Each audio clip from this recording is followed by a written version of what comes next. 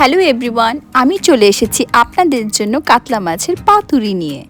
এর রেসিপি খুবই সোজা এবং সরল। প্রথমে মাছগুলো ভালো করে ধুয়ে তাতে একটু নুন আর লেবু ভালো করে মাখিয়ে রেখে দিতে হবে। তারপরে একটা ওর জন্য মশলা বানিয়ে নিতে হবে। প্রথমে ওতে একটু সরষা, রাই, পোস্ত, কাজু বাদাম, কাঁচা লঙ্কা এগুলো মিক্স করতে হবে। এগুলো আপনি আপনার পরিমাণ মতো দেবেন। যেহেতু আমি এখানে 1 কিলো মতো মাছ বানিয়েছি, তার জন্য আমি একটু বেশি কোয়ান্টিটি দিয়েছি। এগুলো একসাথে মিক্স করে একটু জল দিয়ে কিন্তু মিক্সটা করবে, বাট বেশি জল দেবে না, তা না হলে ভালো লাগবে না ওটা খেতে। আর এইদিকে কলা পাতাগুলোকে ভালো করে গরম জলে ধুয়ে নিতে হবে।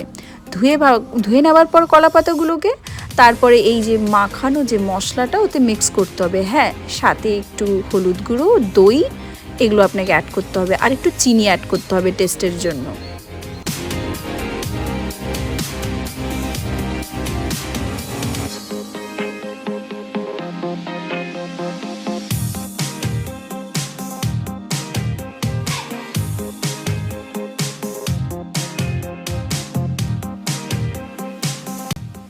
ভালো করে মাখামাখি করার পর মিনিমাম আপনাকে 20 মিনিটের জন্য ঢাকিয়ে রেখে দিতে হবে। তারপরে ওই যে ধুয়ে রাখা কলা পাতাগুলোকে একে একে করে নিয়ে পরিষ্কার করে তাতে মাছগুলো দেবেন। এই রকম মাঝখান থেকে একটা কাঁচা লঙ্কা দিয়ে দেবেন আর ভেতরে একটু তেল দিয়ে দেবেন, দিয়ে ওটাকে ভালো করে মুড়ে নিতে হবে সুতো দিয়ে। ভালো করে সুতো দিয়ে না মুড়লে কিন্তু আপনার ওই মশলাটা বেরিয়ে যেতে পারে।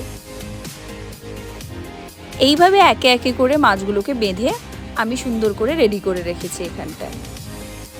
এরপর কড়াই গরম করে সরষের তেল গরম করে ওতে একে একে করে মাছগুলো দিয়ে দিতে হবে। এইভাবে দিয়ে দেওয়ার পরে ওটাকে 20 মিনিটের জন্য ঢাকিয়ে রাখতে হবে। 10 মিনিট এপিঠ, 10 মিনিট ওই পিঠ। তারপরে দেখুন মাছগুলো কি সুন্দর ভালোভাবে রেডি হয়ে গেছে। এবার আমি আপনাকে ফাইনাল লুকটা দেখাচ্ছি। দেখুন কি সুন্দর হয়েছে। আজকে আমি এত কিছু রান্না করেছি শুধুমাত্র বাড়িতে এসেছি বলে। এবং মাছটা এভাবে উপর থেকে খোলার পরে একটু সরষের তেল দিয়ে খাবেন, দিলে এর আলাদা একটা টেস্ট পাবেন আপনি। আর খুব সুন্দর সুস্বাদু হয়েছে, নরম হয়েছে, সফট হয়েছে। এই তো মাকে খাবার বেরিয়ে দিলাম, মা একদম খেয়ে বলছে খুব সুন্দর হয়েছে, খুব টেস্টি হয়েছে, নতুনভাবে খেলাম। তো এইভাবে আপনারা বাড়িতে বানাতে পারবেন খুবই ইজি প্রসেসে। এরকম ভিডিও দেখার জন্য আপনারা আমাকে ফলো করতে পারেন।